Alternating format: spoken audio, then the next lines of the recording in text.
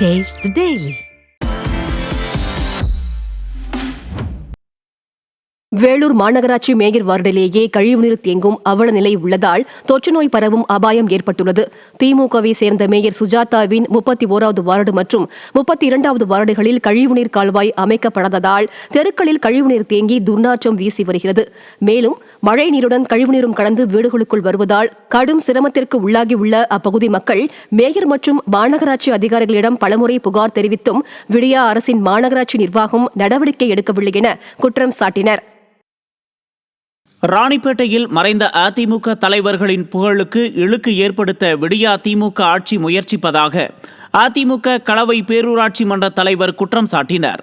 களவை பேரூராட்சிக்கு உட்பட்ட பேருந்து நிலையத்திற்கு புரட்சித் தலைவி அம்மா மற்றும் புரட்சித் தலைவர் புகைப்படத்தையும் நாடாளுமன்ற உறுப்பினர் பெயரையும் எடுத்துவிட்டு கலைஞர் 100 என பெயரை எழுதி பேருந்து நிலையத்தை திறக்க திறனற்ற மாவட்ட நிர்வாகம் துறை அதிகாரிகளை மிரட்டி வருவதாக அதிமுகவினர் குற்றம் சாட்டினர்.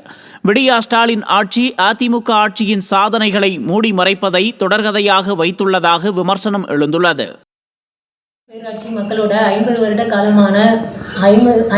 காலமான கோரிக்கையாக நம்ம பேரூராட்சி பேருந்து நிலையத்தை அதிமுக ஆட்சியில் நாடாளுமன்ற உறுப்பினர் அவர்கள் அரியண்ணன் அவர்கள் 2017-18 நிதியாண்டில் 20 லட்சம் கொடுத்து பஸ் ஸ்டாண்ட் கொடுத்துருந்தாரு.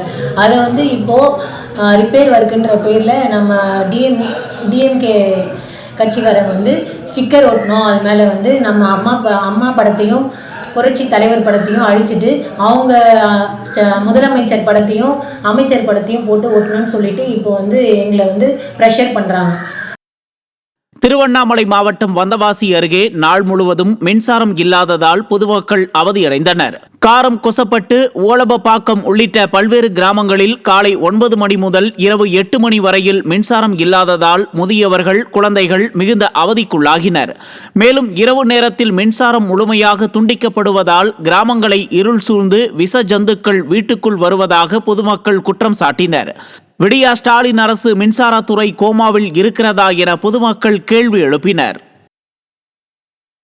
பாம்புங்க வருது, நடுத்தரக்கம் வருது, தேள் வருது, மெரிச்சுக்கணும். குழந்தைங்க எப்படி சார் நாங்கள் வச்சிருக்க முடியும்? இருட்டில் எப்படி இட்டுன்னு போக முடியும்?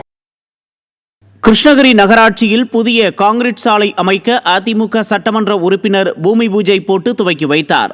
பழையப்பேட்டை பங்காளி தெருவில் சட்டமன்ற மேம்பாட்டு நிதியில் இருந்து 6 லட்சம் ரூபாய் மதிப்பீட்டில் புதிய காங்கிரீட் சாலை அமைக்க நிதி ஒதுக்கப்பட்டு கிருஷ்ணகிரி சட்டமன்ற உறுப்பினர் அசோக்குமார் பூமி பூஜை செய்து பணிகளை துவக்கி வைத்தார்.